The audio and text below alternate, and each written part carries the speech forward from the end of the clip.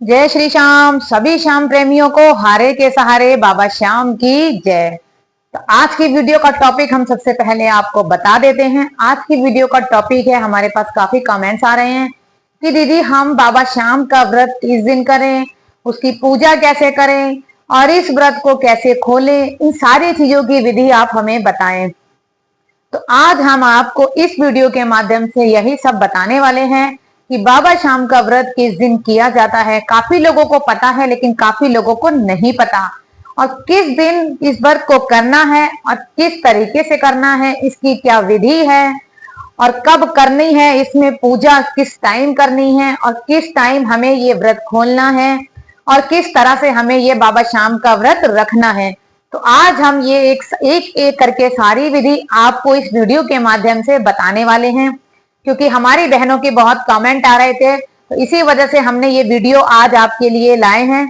तो ध्यान से देखिए, बिल्कुल भी स्किप मत कीजिए एक भी चीज, क्योंकि बाबा की पूजा में अगर एक भी गलती हो गई तो इसीलिए हम लोग यही चाहते हैं, हमसे पूजा पाठ में कभी भी कोई भी गलती ना हो। सभी बहनें यही चाहती हैं कि हम जब भी श्रद्धा से बाबा की पूजा करें, व्रत करें, पाठ करें, तो हमसे उसमें कोई भी गलती ना हो। तो इसीलिए बिना स्किप करे इस वीडियो को अच्छे से पूरा जरूर देखिए और आगे अपनी बहनों को और ज्यादा शेयर कीजिए। तो चलिए बताते हैं हम। उससे पहले आप लोगों को क्या करना है, कमेंट्स में फटाफट लिखिए हारे का सहारा और बाबा श्याम हमारा। तो चलिए हम आपको बताते हैं। देखिए, सबसे पहले जैसे कि आप जानते हैं, 11 और एकादशी, महीने में 2 एकादशी पड़ती हैं, उसको 11 भी कहा जाता है। आप में से कुछ लोग ऐसे हैं जो 11 के नाम से जानते हैं, कुछ लोग एकादशी के। दोनों एक ही चीज है ये। तो जैसे कि आपने एक चौकी लगाई, उस पर पीला कपड़ा बिछा दिया। पीला कपड़ा बिछाने के बाद बाबा को विराजमान करिए, बाबा को माला पहनाइए, बाबा को तिलक लगाइए और जो भी आप श्रृंगार कर सकते हैं बाबा का, जितना कर सकते हैं उतना आप कीजिए। ठीक है। एक साइड आपने एक जल का लोटा रखना है, उस लोटे पे आपको एक बार कलावा बांध के उसको रख दीजिए। फिर आपको एक जटा वाला नारियल रखना है, उस पे 3 बार कलावा लपेटना है, बाबा का नाम लेते हुए उसे भी रख दीजिए। और एक गलती मेरी बहनें बिल्कुल ना करे, ये भी मेरे पास कमेंट्स आते हैं कि जो आपने जो लोटा रखा है पानी वाला बाबा के साइड में, उसके ऊपर नारियल नहीं रखना आपको, नारियल अलग साइड में रखना है आपको। और आपको क्या करना है, आपके पास कोई फल है, कोई भी आपके पास फ्रूट है, वो बाबा के भोग में आप रख दीजिए। कोई मिठाई है तो रख दीजिए, वरना घर में आप चूरमे का प्रसाद बना लीजिए। चूरमे का प्रसाद आपने बना लिया, उसका भोग लगा दीजिए, सबसे बेस्ट है। नहीं तो आप बाहर से पेड़े का लाके भी भोग लगा सकते हैं। आपके घर में कुछ फ्रूट है, 1-2 आप वो भोग में फ्रूट रख दीजिए। बाबा को आपने टीका वीका लगाया। उसके बाद अगर आपके पास कोई बुक है या आप यूट्यूब के थ्रू बाबा की कथा पढ़ना या सुनना चाहते हैं तो वो भी कर सकते हैं। एकादशी व्रत की बाबा की कथा भी होती है। नहीं आप कर सकते हैं तो 108 बार बाबा श्याम का आंख बंद करके नाम ले लीजिए।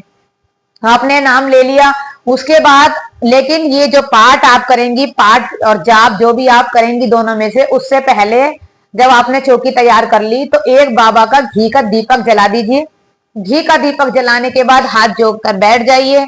या तो आप वो व्रत की कथा कर लीजिए या 108 बार आप बाबा का नाम जप लीजिए।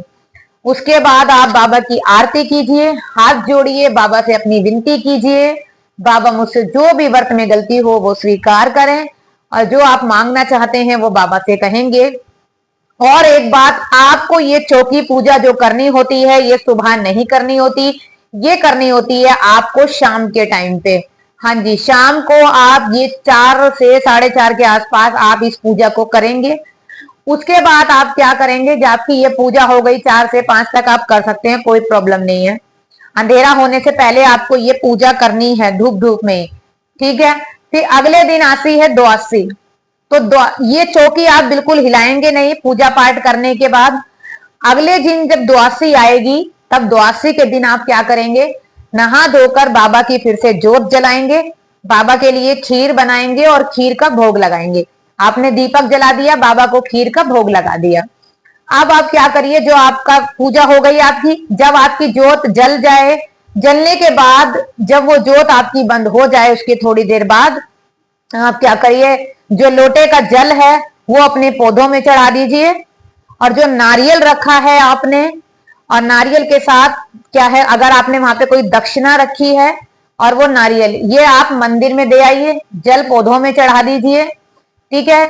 और जो चूरमे का प्रसाद है वो अपने घर में बांट लीजिए कल का। और जो आज आपने खीर का भोग लगाया है, आप उसे सब लोग खाइए, क्योंकि द्वादशी के दिन खीर का भोग जो बाबा को लगाते हैं वो बहुत अच्छा माना जाता है, क्योंकि द्वादशी के दिन, एकादशी के अगले दिन तो द्वादशी पड़ती है, उस दिन चावल खाने का बहुत महत्व है। इसलिए चाहे थोड़ी सी बनाएं, बाबा को खीर का भोग लगाएं, और उससे ही आप अपना व्रत खोलें। उसके बाद आप जो मर्जी खाएं, चाहे 2 चम्मच ही खीर खाएं आप व्रत उस खीर से ही खोलेंगी। उसके बाद आप जो मर्जी खाइए। उसके बाद आज आपको क्या करना है, जो बाबा का स्वरूप है उसे उठा के मंदिर में अपने विराजमान कर दीजिए बाबा को। उसके बाद आप अपना पीला कपड़ा रख दीजिए और अपनी चौकी को भी रख दीजिए। इस तरीके से ही आपको इस दिन, जैसे मैंने बता दिया, इस विधि विधान से पूजा करनी है। और मैं बताऊं, मेरे भक्त जन ये पूछते हैं कि इस व्रत में हम क्या खाएं, कैसे खाएं, किस समय खाएं। तो आपको क्या करना है, शाम के टाइम आपको फलहार करना होता है।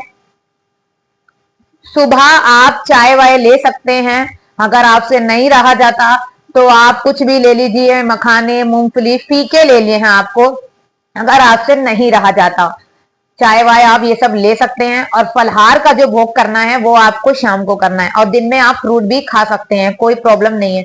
और जो व्रत आपका खुलेगा अगले दिन, जैसे मैंने बताया, द्वादशी की आप पूजा करके, बाबा को भोग लगा के, चौकी उठा के, वो जो भोग लगाई आपने खीर है, उसी से आपको अपना व्रत खोलना है उसकी जबी। और उसके बाद आप जो मर्जी अपने व्रत के लिए बनाइए और फिर खाइए। हमारे वीडियो को ज्यादा से ज्यादा शेयर कीजिए कि सभी बहनें ये जान सके कि बाबा का व्रत किस दिन करना है, किस विधि से करना है, और क्या खा सकते हैं उसमें, क्योंकि हमारे पास इस तरह के बहुत कमेंट्स रोज आते हैं। तो इसीलिए हमने आप लोगों के लिए वीडियो बनाई है। अच्छी लगी हो तो वीडियो को ज्यादा से ज्यादा शेयर कीजिए, चैनल को लाइक एंड सब्सक्राइब कीजिए। और मेन टॉपिक क्या है, आपको बेल आइकन बटन जरूर दबाना है, जो हमारे वीडियो का नोटिफिकेशन आप तक पहुंच सके। तो हारे का सहारा बाबा श्याम हमारा।